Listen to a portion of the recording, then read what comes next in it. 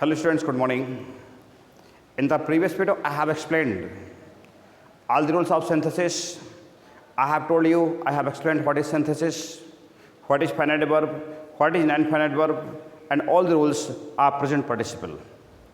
मैंने पिछले वीडियो में आपको प्रेजेंट पार्टिसिपल के माध्यम से वाक्यों को सिंपल बनाने का प्रयास किया था। एक नियम वीडियो डिस्कनेक्ट हुआ था किसी कारण से, मैं उसमें बता रहा था, अगर किसी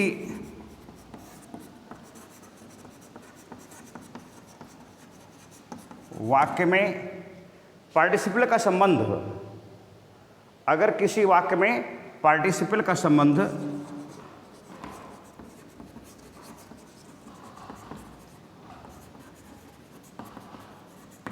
ऑब्जेक्ट से हो तो उसका जो प्रयोग होता है ऑब्जेक्ट के बाद होता है।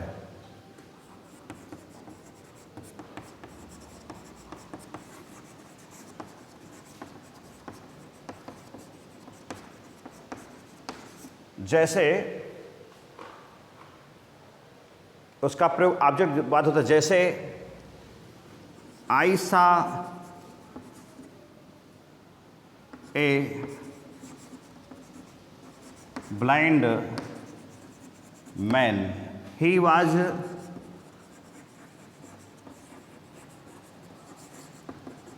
carrying a lamp. मैंने एक अंधा आदमी देखा, वह लैंप लेके जा रहा था। तो लैंप लेके जा कौन रहा है? मैं कि आदमी? तो निश्चित तरह उत्तर आएगा आदमी जा रहा था। तो हम सीधे बनाएंगे आई सा ए ब्लाइंड मैन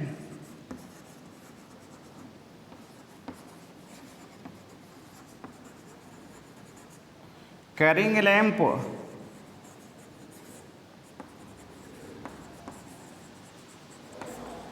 ये आपका प्रेजेंट पार्टिसिपल क्लियर हुआ। मैंने शुरू में बताया कि प्रेजेंट पार्टिसिपल के माध्यम से वाक्यों को हम सिंपल जब बनाते हैं जब दिए गए वाक्यों के सब्जेक्ट एक होते हैं, और अगर सब्जेक्ट एक हैं तभी पार्टिसिपल के माध्यम से वाक्य बनेगा। तो उसके लिए मैं 3 नियम बताए। वर्ग की फर्स्ट फॉर्म एनजी लगाने से बनता है, इसे हमारा वाज मेरे को बीइंग बदलते हैं, अलग अलग कंडीशंस हैं। मैं यहाँ पर अब आपको पास्ट पार्टिसिपल लेके जाऊंगा।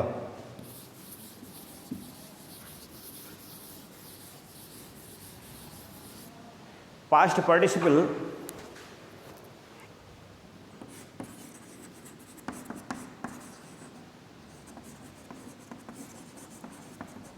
बहुत स्पष्ट बता दूं मैं, यथा नाम यथा गुण।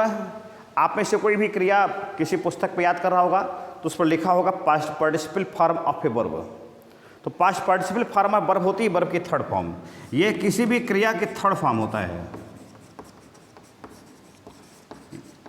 इसका अर्थ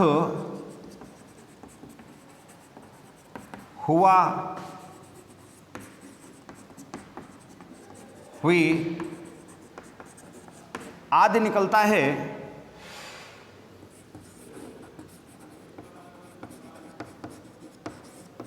तथा यह वाक्य में स्पष्ट रूप से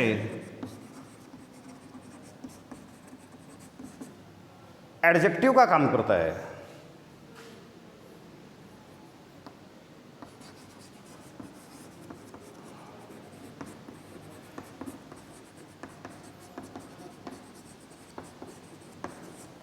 जैसे द चेयर वाज ब्रोकन,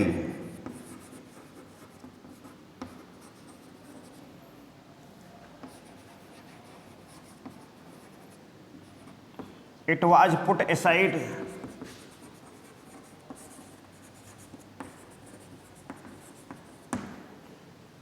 कुर्सी टूटी हुई थी, इसे किनारे रख दिया गया। तो प्रश्न उठता किस कुर्सी को किनारे रखा गया? उत्तर देंगे द ब्रोकन चेयर।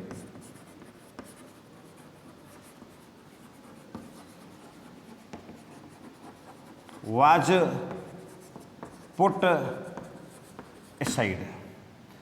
इसके बाद एक दूसरा सेंटेंस है इसी में, ए चाइल्ड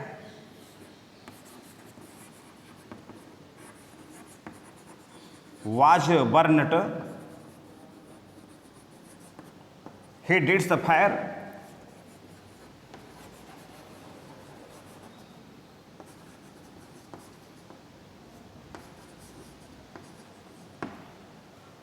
एक बच्चा जल गया था, वो आग से डरता है, तो ए बर्न्ड चाइल्ड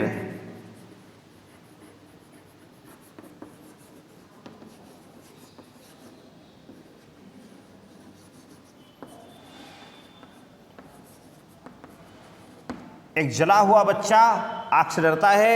एक टूटी हुई कुर्सी को किनारे रखा गया, हुआ हुई निकला। इसने वाक्य में एडजेक्टिव का स्पष्ट रूप से काम किया, अतः पास्ट पार्टिसिपल है।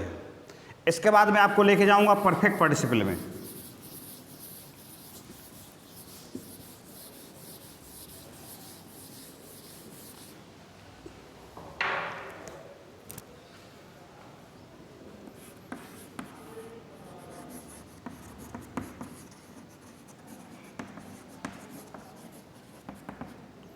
परफेक्ट पार्टिसिपल हैविंग के बाद वर्ब की थर्ड फॉर्म लगाने से बनता है हैविंग प्लस वर्ब की थर्ड फॉर्म लगाने से बनता है, इसका हिंदी में अर्थ बाद या पश्चात निकलता है।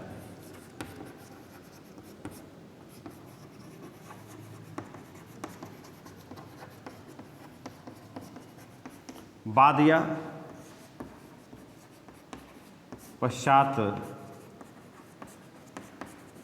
निकलता है। जैसे, और जब एक कार्य समाप्त हो गया हो तो फिर एक कार्य के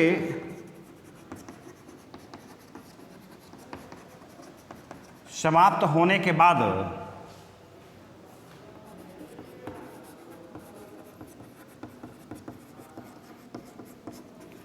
दूसरा कार्य होता है। जैसे ही wrote a letter, he slept. He wrote a letter, he slept. उसने पत्र लिखा, वह सो गया। थोड़ा टाइम तो लिया होगा। कभी कभार ऐसा होता कि पत्र सब लिखे, हाथ में पसरे पड़े हो आप, तो ये जाएगा having written a letter he slept, अर्थात पत्र लिखने के बाद वो सो गया। वो सोया कब? पत्र लिखने के बाद। इसके बाद एक छोटा सा नियम है, यदि वाक्य पैसिव वॉइस में हो, यदि वाक्य पैसिव वॉइस में हो तो हैविंग बीन प्लस वर्ब की थर्ड फॉर्म का प्रयोग होता है।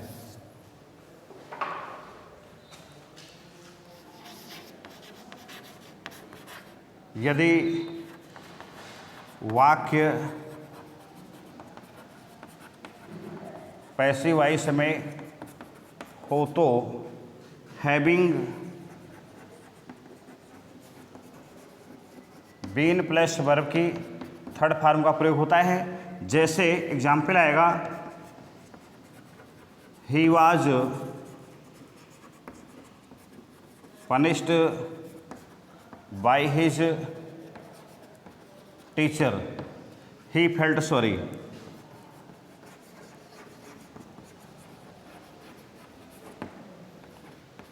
ही फेल्ट सॉरी, तो ये है हमारा passive voice.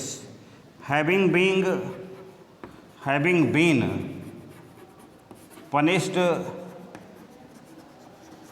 by his teacher,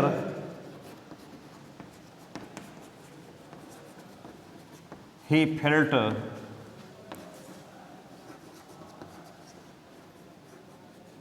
sorry। ये तीनों पार्टिसिपल मैंने बताए।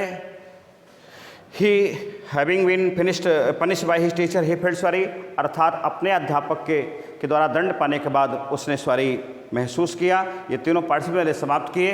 और that's all for this period. Next video I would like explain to all the rules of infinitive. It means that by using infinitive how to make the simple sentence. If you have liked this, I think that you must subscribe, and that's all for this period.